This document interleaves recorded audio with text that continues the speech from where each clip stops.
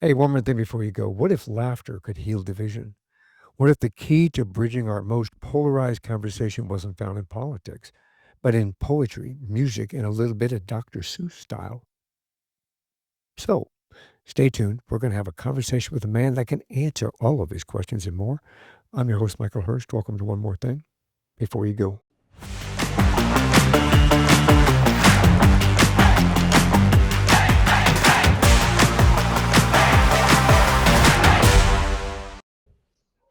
in this episode, I'm joined by a man who's part troubadour, part truth teller, and all heart. Scott Grace is also known as the spiritual Dr. Seuss. He's opened for comedy legends like Robin Williams and Dana Carvey, shares stages with Deepak Chopra, Louis Hay, and now brings his unique blend of humor, music, and spiritual insights to audiences around the world. And here, once again, Scott's come back. Scott's latest passion project, Beyond Red and Blue, isn't about politics, it's about people.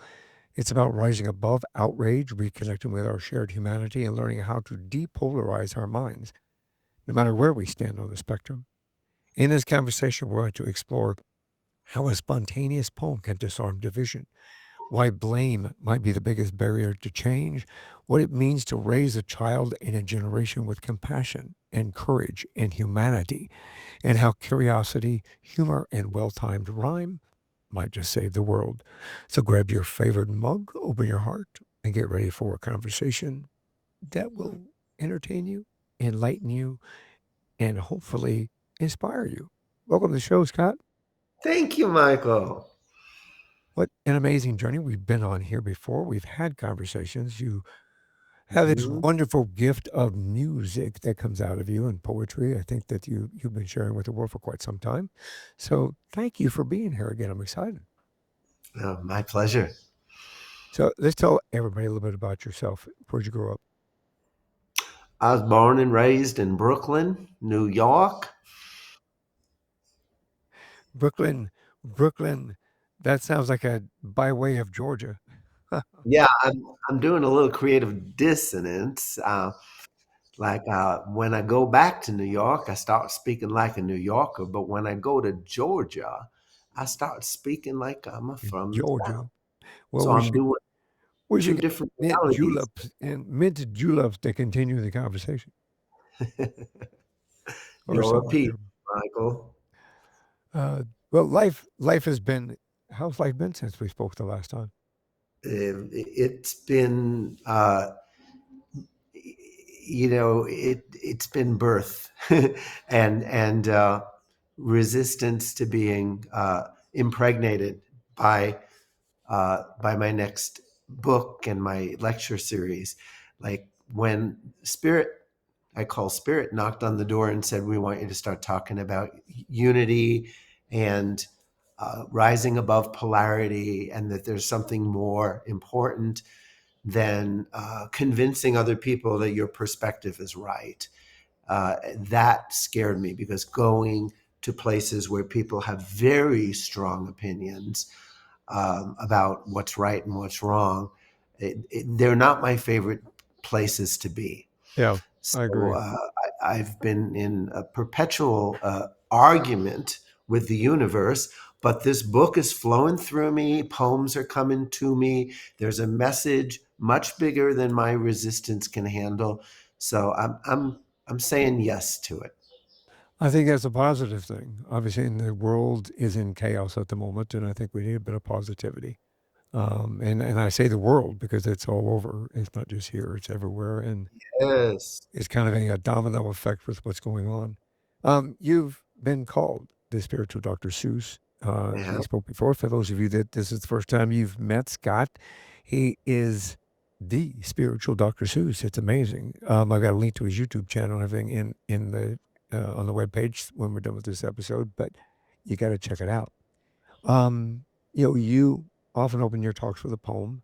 Would you be willing to share one using Beyond Red and Blue? Yes. Is it too Yes. early? So this poem, Beyond Red and Blue, is not spontaneously coming through. It's something over the last 6 months I would chip away on, and maybe someday it'll be a song. But right now, here's what it sounds like. This talk you'll be hearing starts out with some rhyming.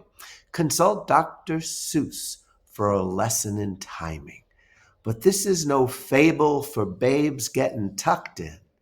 It's a wake up adults talk for the nightmares we're stuck in. A talk without answers, but full of good questions, ones to chew slowly for mindful digestion.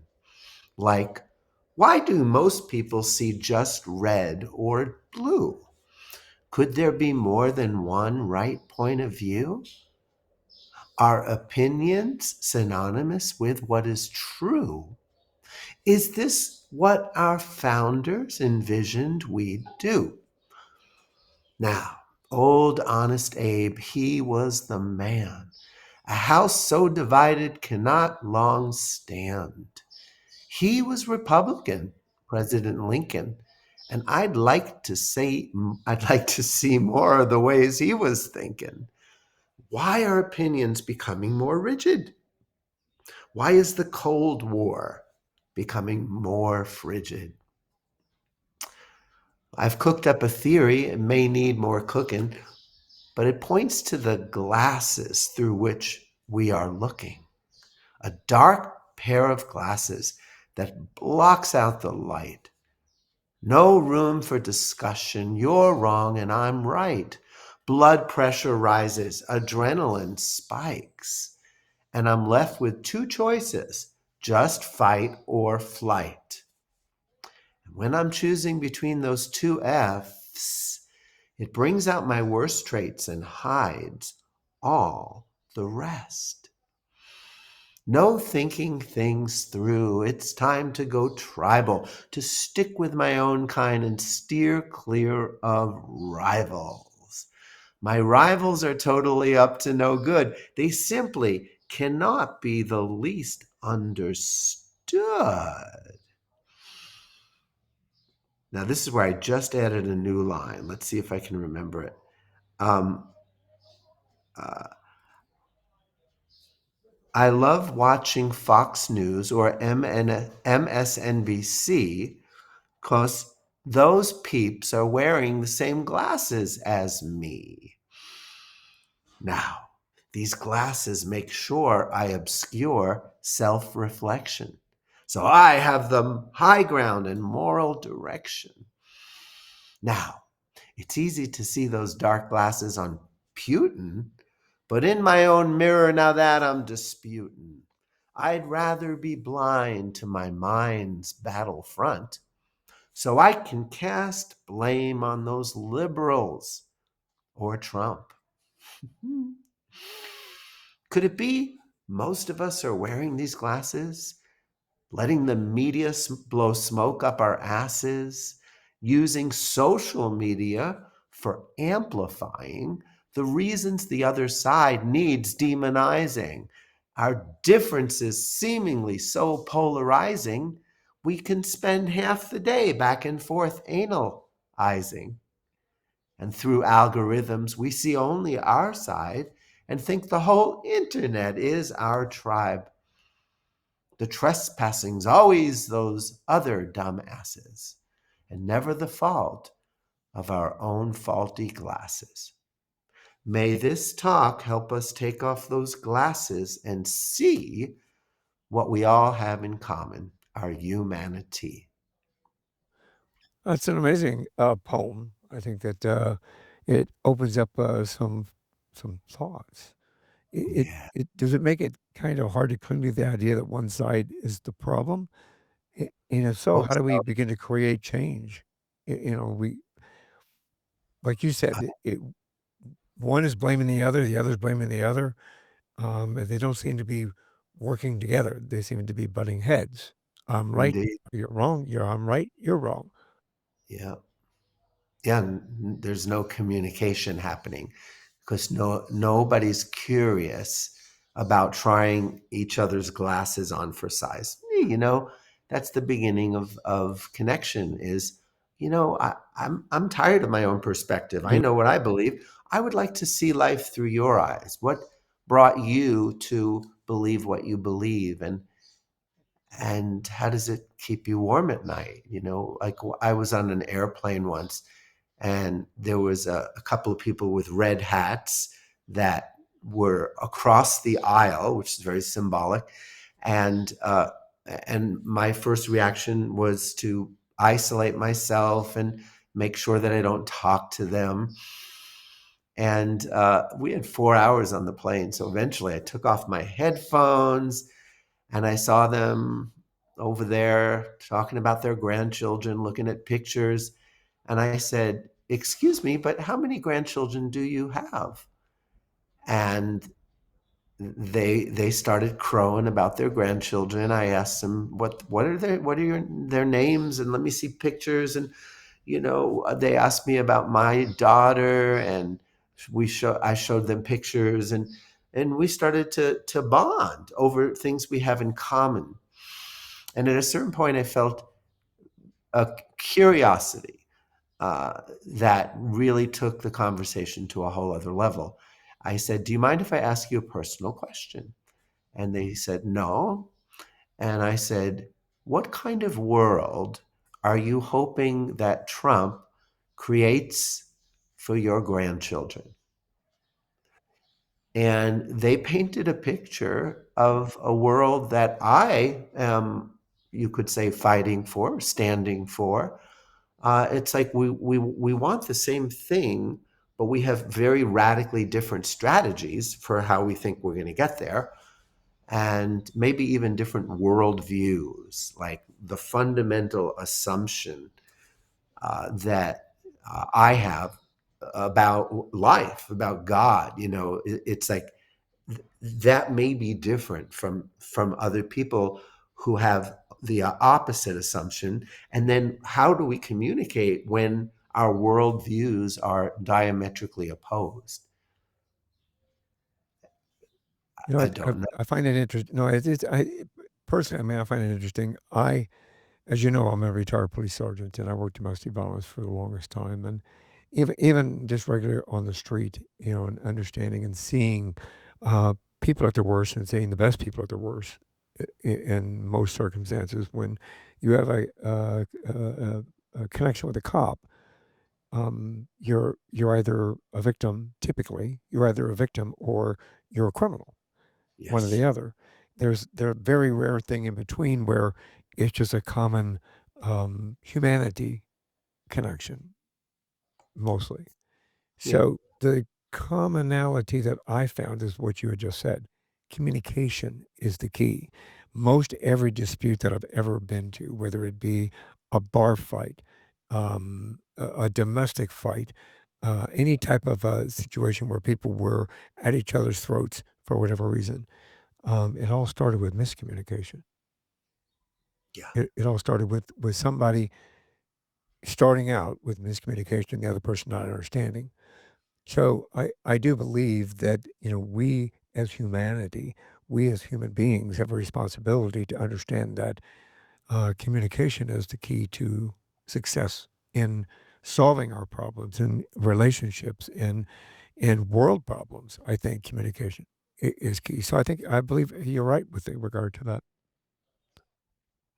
Yeah. The part that can't be controlled or taught is willingness, the desire to understand. You can't implant that in somebody who is in a lot of pain.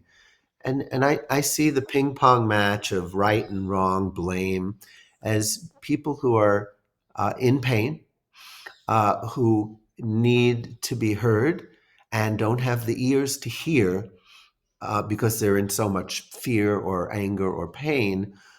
And when two people have that collision where they're both in a lot of pain, they both need to be heard and understood, it's a breakdown. Oh, big time. And what may be happening in our country, and as you said, it's a worldwide thing, is it could be as inevitable, unavoidable, and as natural as oil and water separating. Sure. Like there may be valid reasons why this is happening, as painful as it is. uh, nature is taking its course in some which way. And I, yeah, sometimes people talk about if Trump is the enemy, let's impeach him, let's assassinate him, let's get rid of him in some way, as if that would get rid of a problem. It would just be a different face, a different uh, somebody representing a certain state of consciousness that half the country feels is valid and has their reasons. And until we get curious enough to reach across the aisle and ask, what are those reasons, and how do you see the world? And I care about you, not who you voted for. And that's what the book and the message is about: how to Oh, return to our humanity. Because there was a time well, and I when agree with people, that. I think that we all have the opportunity, even within that situation, to work across the aisle. Unfortunately, I think it has become so convoluted, and obviously this isn't a political discussion. This is just an opinion. The you know the it has become so convoluted with misinformation that it's difficult to come to a conclusion that it can be solved through communication. So I think that, in my opinion, at least, I think that we um, we all need to have a voice. We all need to be heard, but we all need to be heard in the right context, and to make sure that the context that's given or presented is done so with a solution in mind at the end, with regard to the problem, not just this is what I'm saying and I don't care what you're saying kind of a situation. I think, you know, yeah, there's a group that facilitates these kinds of constructive healing across the aisle conversations. It's called Braver Angels, and they actually train people on how to be what they call depolarizers in a conversation. So I'm very pleased to have connected with them, to see the structure behind what they're doing. Very professional and very needed. so red, white, and blue is, or I call it red, white, and blue. Sorry. Your book, Red and Blue, Beyond red and blue. Yeah. you've said it isn't a political book, or a lecture. Tell me, what is it? Is it healing?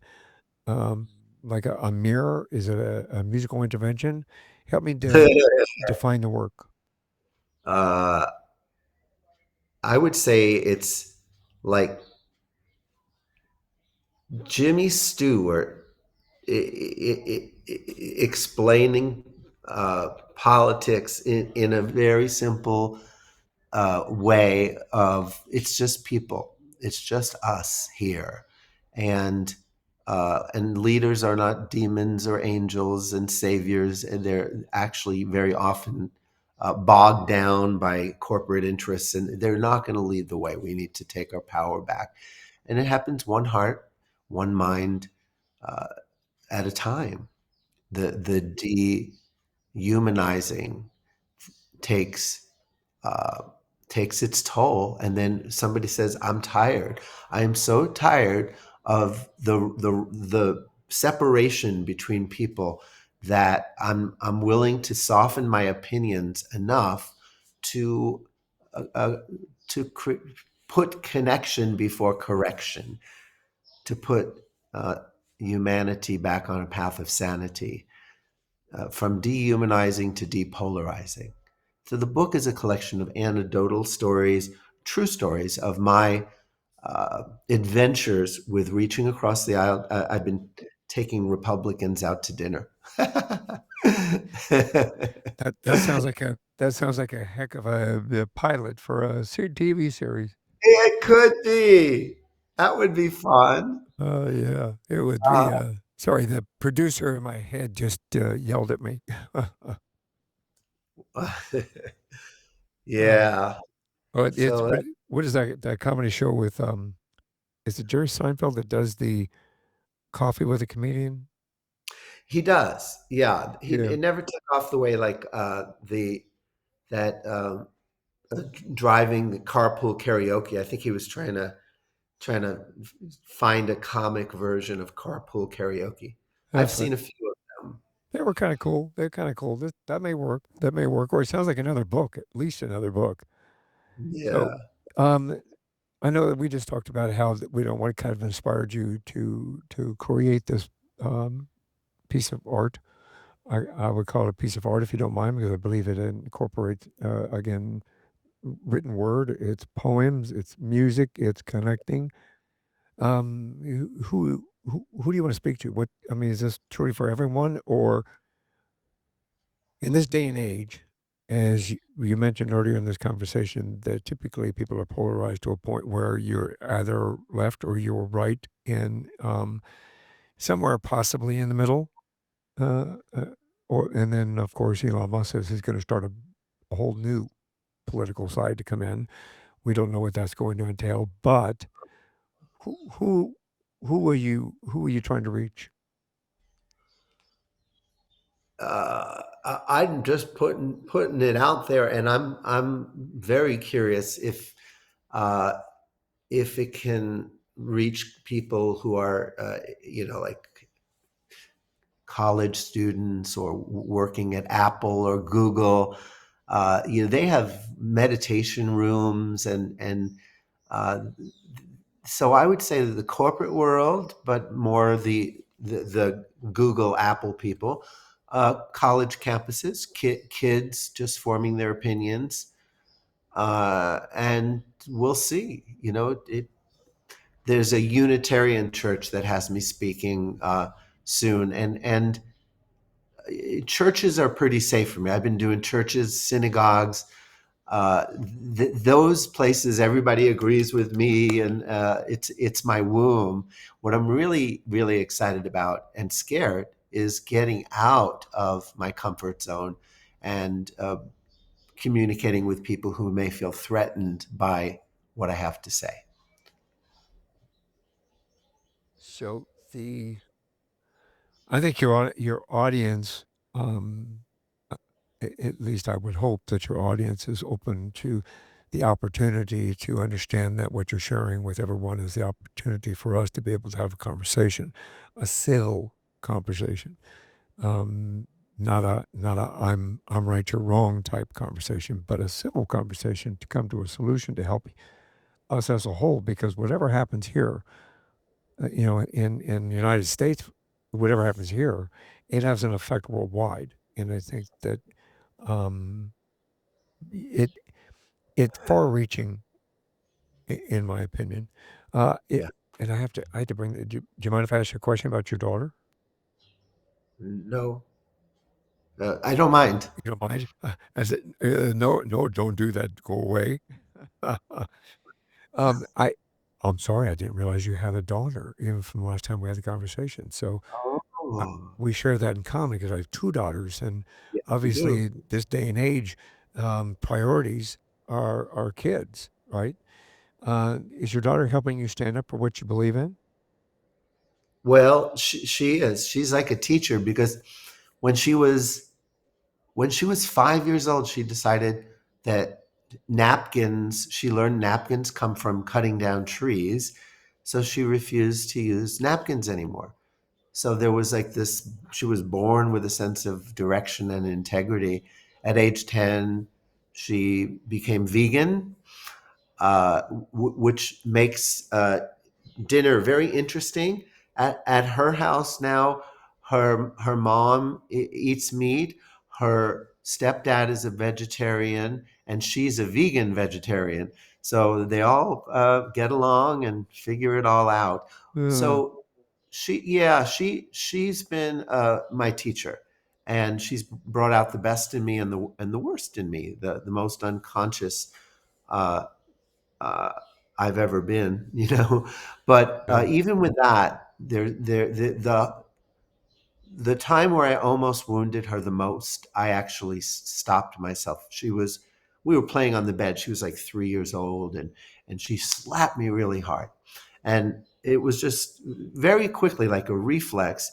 I went to slap her back, and it was like time stopped because I was able to like look at my hand in this moment and say, "What are you about to do?" And my hand says, "Teach her a lesson in nonviolence." That's almost almost. And that was enough. My hand went down, and I got in an instant what what craziness that would be. And Yeah, so, it's that life can change in an instant from a different perspective. yeah. And so Yeah, what I did is I said, "Ouch, Asia, that hurt. Please don't do that again, not to me or anyone." And that was that. that seemed to work. As an interesting ideology with all three of those individuals in the same household being a meat eater, a vegan, and a vegetarian. Yeah. That would make. I mean, I'm primarily vegan. It helps with my arthritis. It helps me to manage my health in that regard. And my wife pretty much has come around to that. She's Oh. more vegetarian slash Uh-huh. vegan because she'll eat cheese and things like that, cheese and eggs and so forth. But and now our daughter just moved back with us. Our youngest daughter moved back home with us, so she's a meat eater. So I understand that dynamic. So, actually, let me jump in with that because I think part of one of the themes in the book is learning to not be threatened by diversity, but actually entertained. Uh, like, oh, an opportunity to learn or to see life through somebody's eyes, or uh, to move through some discomfort that I'm feeling, or something like that. And I'll take it a step further with my daughter's family. She's more of a like a an agnostic. Her mom is more like a Christian, mystical, and her stepdad is a rabbi. Well, And he then, he goes into prisons Monday through Friday.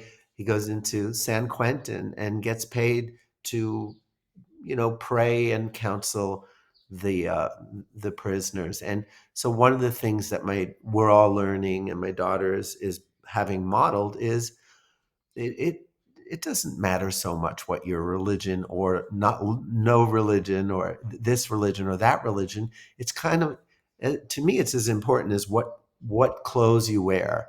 What did I put on this morning? It's not me. My beliefs don't define me. So this is in the book, the audible version of the book. I'll sing this.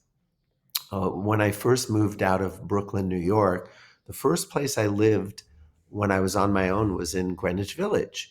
And so I went from a white suburban neighborhood of white privilege, you could say nowadays, and I entered a realm where individuality was God. Like expressing yourself in unique ways was just so.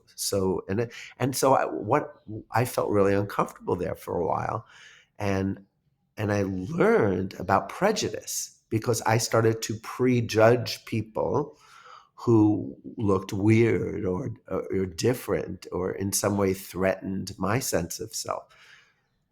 So I was learning that prejudice is just fear, prejudging to try to create safety by putting people in boxes and categories. Those people.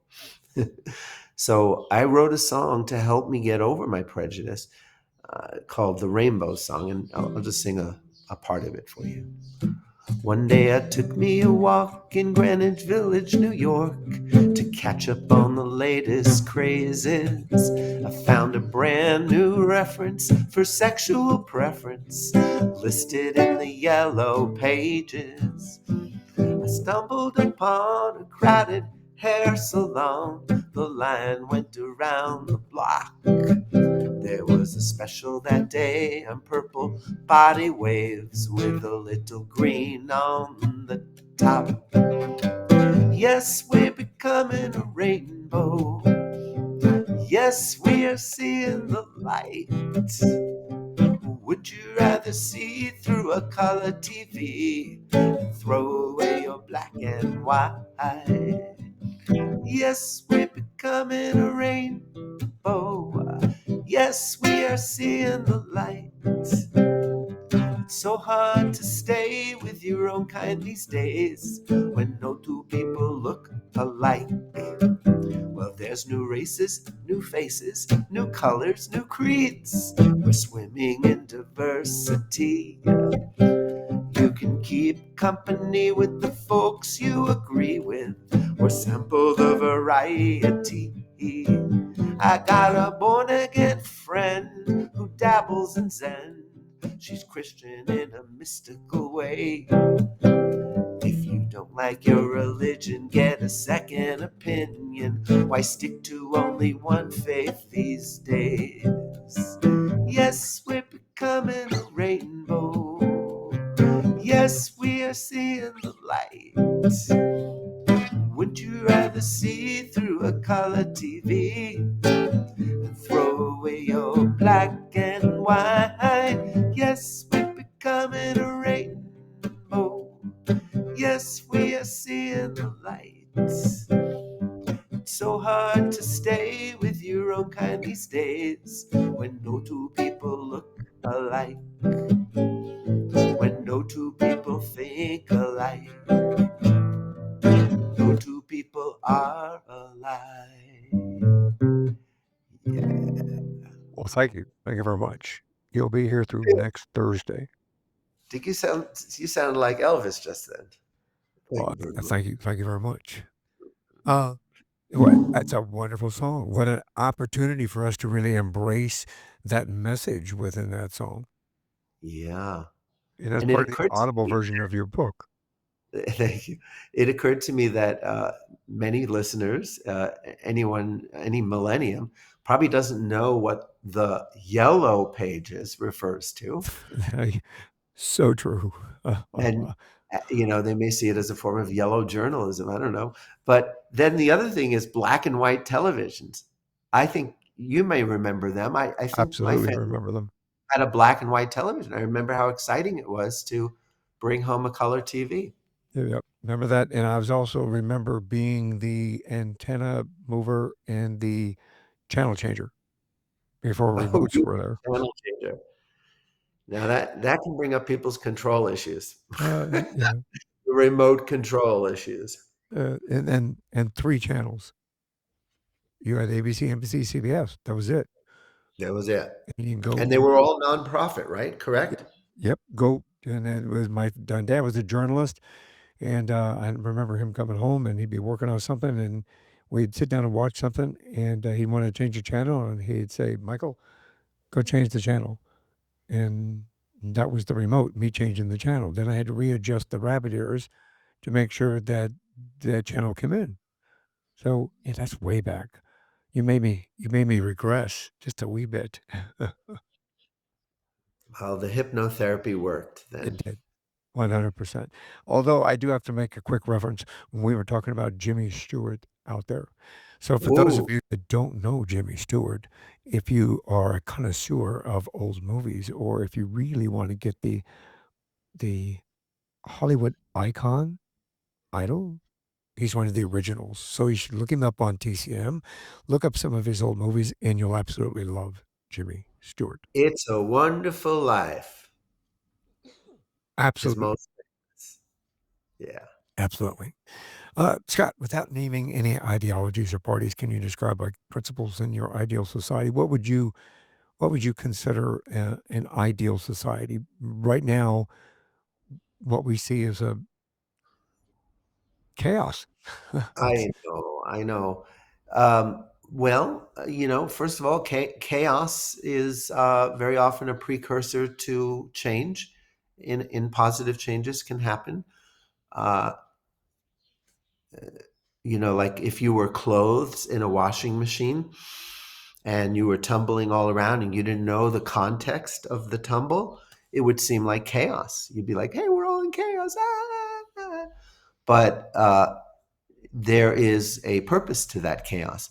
For me, it's a matter of faith. I believe that that the tendency to evolve is where we go eventually, and we may have to take a long uh, uh, a longer time to get there than I would like. But um, I think one of the things that that both people on both sides can agree with, not everyone, but is you got to get the money out of politics, and the status quo is not helpful anymore. And there are people who really dislike Donald Trump as a human being, but they voted for him because they see that he's going to disrupt things. Uh, for whatever his reasons are, he is a disruptor. He and people perceive that any change right now is better than the status quo. And I think the status quo has been created over a series of many years. Eisenhower warned us not to allow the military industrial complex to start making money off of weapons. He also said, one day the people of the world are going to want peace so much that the governments of the world are going to have to step aside and let them have it. Let's hope I, so. I From that love it. perspective, I think that I agree with you. Take the money out of politics because money out of politics, money and politics don't mix. You can buy a vote. You can buy your way in, basically. And Yeah. I think that is it makes us as voters irrelevant to a particular point because whatever we as the people want as a whole doesn't always get answered when money steps in, and money can sway the perception of what is good for the people and what isn't good for the people compared Mm, to that. yeah.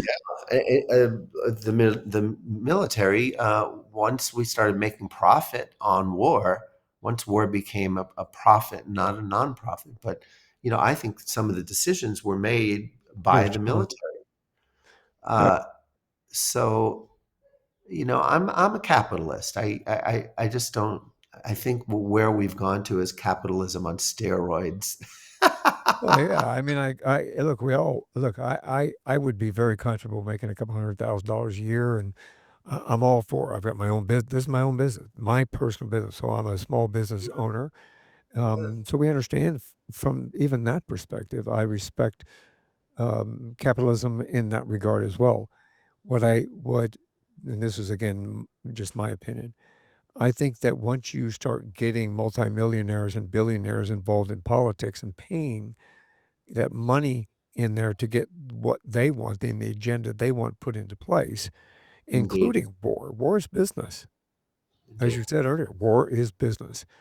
That it skewed everything to a point where sometimes what's good for the people isn't necessarily um, a goal anymore. The goal is what can I sell, how much can I sell, and how can we profit from it. Uh, even we've had politicians here that went into office, both Republican and Democrat, went into office as a middle class individual or lower middle class, and maybe a little upper middle class, and walked out of Congress a millionaire.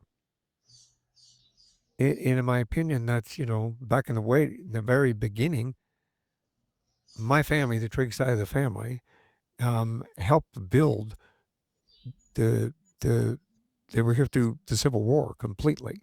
My ancestors on my father's side, Civil War through, have all been here. The Trigg side contributed to the formation of government, what it looks like today. They were members of Congress way back when. They didn't get paid. Back in the beginning, somebody working for Congress didn't get paid. So now I think it's skewed it to a point where it's just not. I think it just needs to stay out. Earlier, you mentioned something about curiosity as a kind of a superpower. Can you help me understand? I mean, I think being a parent, I understand that, but we as adults, can curiosity still be a superpower? Mm. Yeah, there's definitely power in curiosity. Uh, it, why wouldn't we be curious? Curiosity is a trait in animals, in children. Like it, what would drive us to not be curious? I would say, generally speaking, fear. And we're educated uh, to live in fear, and in fear I need my walls of protection, and other people could hurt me, so I am not going to be curious about them because that might open me to the possibility of being hurt or threatened in some way. So curiosity is the absence of fear, it's the absence of threat, and it's natural. And it could be that you have to practice it and fake it for a while to get it going. So that's why, like, I started to ask questions of the other side, and I came up with a bunch of curiosity questions to ask as I interview people who have voted differently than me, and it's healing. It's healing for both of us. They feel, listened to and respected, and that curiosity brings safety and connection and human to human communication. Well, I think that cultivates that cultivates communication in a world that kind of rewards certainty and outrage at the same time, because it allows us the ability to open a conversation and to at least get a dialogue going, as you said, with the people that were it was on the airplane, right? With the that were across the aisle, they both were wearing the red hat, and you opened that Yes. conversation with them. So I think curiosity, that approach, it can cultivate across the world, not just here. Yeah. I do Yeah. believe. And being curious about somebody doesn't necessarily mean that you are giving up your beliefs or changing your opinions. It has nothing to do with that. No, again, I think it opens a conversation. If from my perspective, I think it opens a conversation, and communication, as we said earlier, is kind of a key to. I mean, we have to understand other people from their perspective. As what's that old cliche? Walk a mile in my shoes. Mhm. You know, it's not really cliche. It's a fact. Walk a mile in my shoes. See what I've experienced, what I'm looking for, why I'm here. Don't just assume. Don't just automatically jump to conclusions. And I think it works. Um, in your opinion, if we strip away the labels, the politics, and the fear, what do you see as a common thread for human behavior from a philosophical perspective? Since I mean, your Dr. Seuss is kind of philosophical, Yeah. you know. So I'll answer as the spiritual Dr. Seuss. So if you strip away all that's not real, the only thing left that is a big deal is this love that just wants to be revealed. We want to be kind to each other. We want to discover that another is just a mirror of a part of me that maybe I've denied. And maybe I don't want to hide from what's inside. And I want humanity to bring up the best and the worst in me. So I'm coming out of my hiding place. I'm coming out of my meditation cave. I'm waking up from the dream that I need to be safe, that I need to be secure, that I need to be sure of what's going on before being curious. Curiosity is being strong, and we do belong together. As messy as it can be, this experiment called humanity is bringing us from division to unity, one heart at a time. That's poignant, very profound.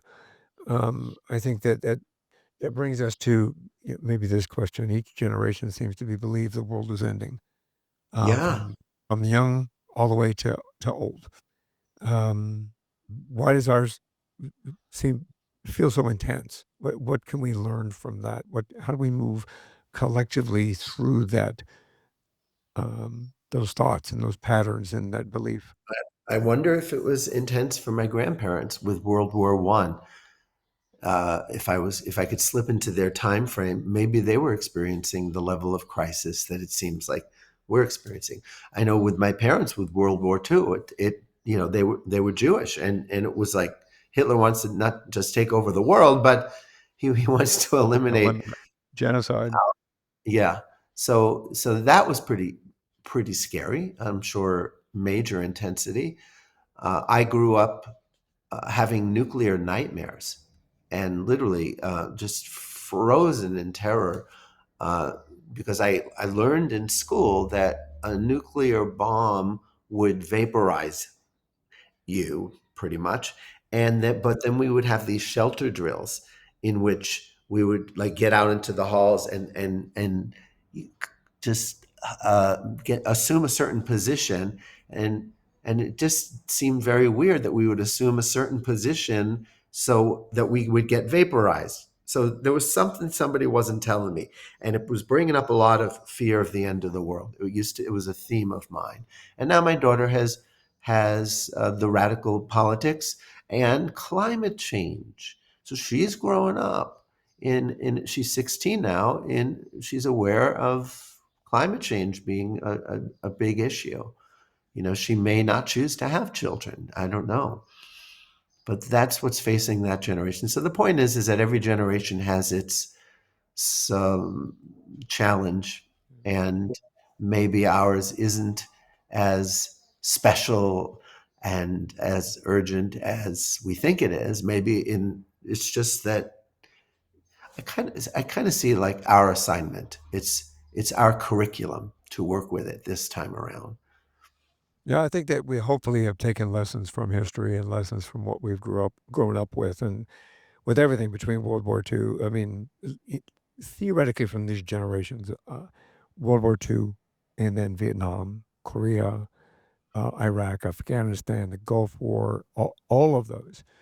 It seems to me we should have taken some lessons from that in order to have a better understanding of what we as humanity should be doing to help nurture us because we are all connected.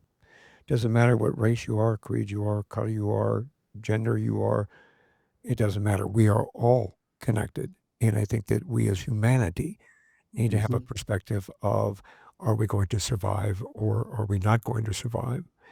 And You betcha. Now, I know we're going to end pretty soon. The New York Times, I think it's January 1st or December 31st, they always come out with an article about the good things that happened that year. And one thing they say is that war globally is decreasing every year, that there's poverty globally is getting better every year. So to me, that's big news. Like, why aren't we being told that every day? yeah, exactly. That's huge. And Less that, war, I think less it's the harm. media's responsibility to bring that forward, to at least provide us some positive news instead of constant the barrage of negativity All and right. But it's not just the media, it's the people, because the yeah, media are just feeding the people what they want. And what many people want is adrenaline. They want to be scared. They want to be engaged, and they want the conflict. McDonald's in Europe years ago. I went to a Burger King or something in Europe, and they had recycling and they had vegetarian options years before they came to America. And why? Because the people demanded it. um, And so if Burger King in Europe wants to make a profit, that's how they gonna do it. So we have to, the collective, we need to demand good news I, and want it. I agree with that. That's an amazing and profound statement within itself. I think they need to open their eyes and listen to us, the people, we the people. Scott, we could talk for another hour. I know we could, but under orders. Exactly, doctor's orders.